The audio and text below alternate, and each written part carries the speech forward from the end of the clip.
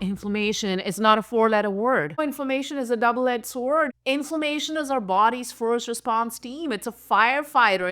It's a natural immune response. It's an emergency response team. This particular podcast is for educational purposes only and not a substitute for medical advice. Let's say you get a cut or something and that area swells up. Body activates these responders which cause the swelling, the redness, the heat, the pain, and it's part of a healing process. And once the healing is finished, it should stop. In the West, it's all about time. When you have anything, any inflammation or any disease or cold or allergy or something that has been happening for a few days, it's going to self-resolve, right? And what happens when the healing is finished? Does the swelling remain or it go away? It goes away. This process is called acute inflammation. This acute inflammation doesn't heal. What happens? It becomes chronic inflammation. That is a disaster. That is a disaster because that's a precursor to so many health issues in the future. If your body's army does not go home after the battle, think of friendly neighbors or family that comes to help you out to fix the garage that you were converting into a room, and they don't leave. They just decided to live with you. Where are they going to live?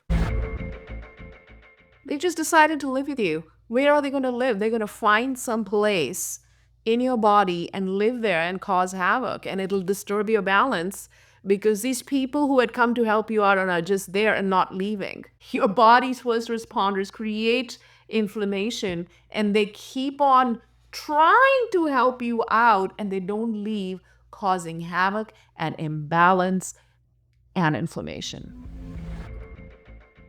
In Ayurveda, disease travels. Inflammation can travel to your gut. If it travels to your gut, then the bowel starts inflaming. And it actually starts happening in your 20s, 30s, whatever. So colitis, Crohn's, peptic ulcers, irritable bowel syndrome, which we call grahani, all of that is happening in the gut, right? And this is all, the inflammation has now traveled there. If it travels in the lungs, then a person will have asthma. If it travels to the skin, the person will have rashes, psoriasis, dermatitis. So the idea is wherever this inflammation has traveled, now tell me which dosha makes things travel. Vata is always the culprit. What does the Western medicine say? Western medicine likes to isolate. Like I said, if the problem is the lungs, they will isolate lungs and only treat the lungs. If the problem is colon, they will only treat the colon. So it's a reductionist approach. So, and they will give steroids and said biologics. Oh, you should have anti-inflammatory diet, which is a good diet. There's nothing wrong with that. They'll say eat more fish or omega-3s or antioxidants, da da da da da. You know, do yoga, find a yoga teacher or something like that. They will also say that. Western medicine and Ayurveda is apple and oranges. Western medicine is a very targeted approach. Oh, this person has asthma or they have some inflammation in the lungs. So they will do a treatment just for lungs. So they isolate, they target, and they reduce. Isolate, target, reduce. Ayurveda is coming out and looking at the bigger picture. Where is kapha? Upper body. So any kind of inflammation in this area, even though if it is presenting itself as heat and all the symptoms of inflammation, we have to pacify kapha because this is the kapha sthanam. This is the area of kapha.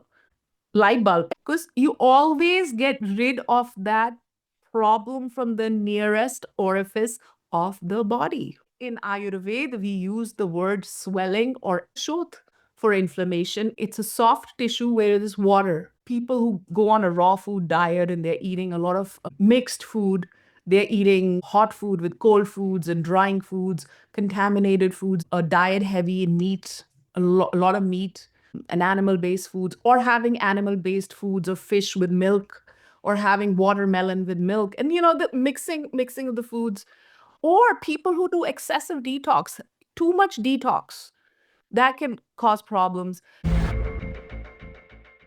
Whatever the reason may be, it always starts with a weak digestion. We did not digest a food. It became ama, it became toxins. or lifestyle, stress, eating wrong foods, not having a regular routine, emotions, anger, anxiety, stress, emotional trauma, depression go and reside in different parts of her body. Body channels are blocked. The reason may be traveling, social media, living near a toxic area, maybe toxic water. Where is the inflammation? It is always on some tissue. And tissue is the structure of the body. Tissue is the fascia, it's the muscle. And the tissue is made up of what? Which dosha? Kapha. And inflamed tissue, what does it do? It swells up. Whether this tissue is part of colon or it's part of lungs or is it part of liver, it's part of stomach. For example, you have the mucosa lining in the stomach. And if it didn't have this mucosa, if it didn't have the Kleda kapha, the body will attack itself and start eating the tissue itself. So the mucosa lining is protecting it. So you can say when a person has inflammation, that kapha may have reduced or imbalanced because there is nothing to protect the tissue. Think of a duck. Water just goes off the duck, it never sticks, right? All our tissues have this protective layer of kapha. In fact, the gut bacteria that we have lives in the lining of the colon. That slimy substance, we use the word slimy, is protection. So when that slime becomes less, then that area is ripe for attack, right? And that area, for example, in the stomach, if you take out the mucosa, stomach will become ulcerated. This is why it is called shot.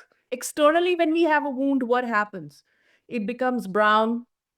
Yeah, this is the body stitching it up. It scabs. Inside, what happens?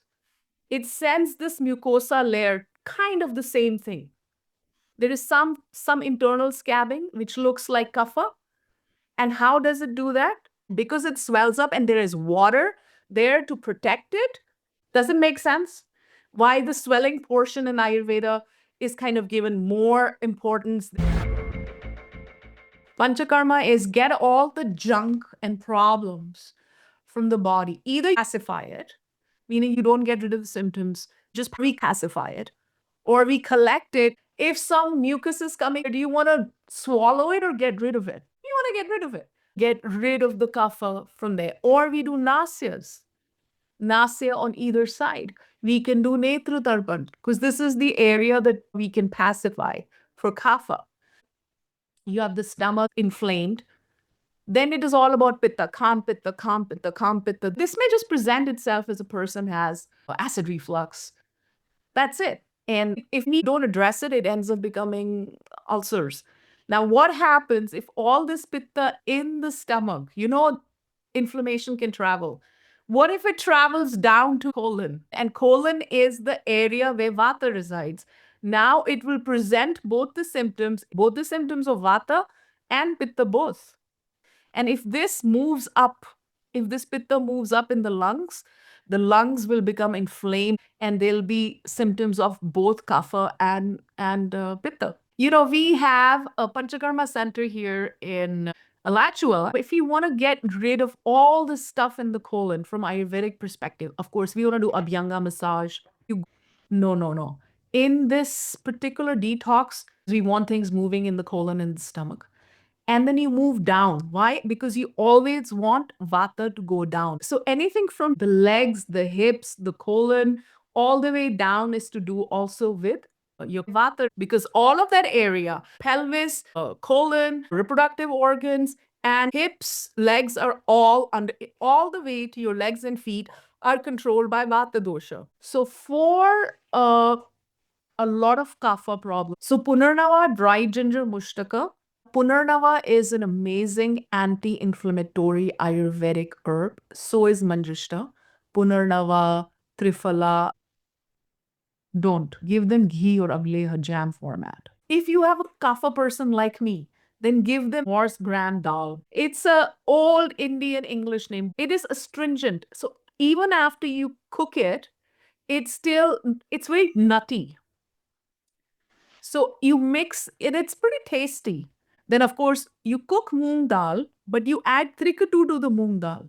that increases the agni. I did that today. I made moong dal with trikatu. I came back from England. I don't know what I caught there, and I was sick for a while. So I was cooking pumpkins and moong dal with trikatu. Yeah. And then there was somebody nearby who had gotten sick from 1 month of traveling. So I made them turnip, radish sabzi. They could not get fresh neem leaves, but I used like so many curry leaves. And unfortunately, you can't find snake gourd here, so I use ash gourd. So basically, some pumpkin squash based with rice or soup, or these are the kind of diet. This is the patya. Or if someone has a lot of heat and a lot of kapha, also kapha pitta, then barley, pearl barley khichdi. Not rice khichdi, pearl barley with mung dal. We know mooli, radish, the white mulaka. It is the not the tiny radish, but the big white radish is very good. These are the list. Guduchi, they're all anti-inflammatory, every single one. Bilva for colon, pipali for stomach, musta for uterus, Triphala general, systemic for everything, Chitraka for lungs, and Ama, dry ginger, Guduchi for liver. There's this thing, it's called Gandhira or Coleus force coli. Have you heard of this? People use it for weight loss, they use it for cleansing the skin. It's anti-inflammatory, but it's very heating. But this must be avoided for like a pitta person. For vata, just simple punarneva plus triphala, then castor oil plus ginger.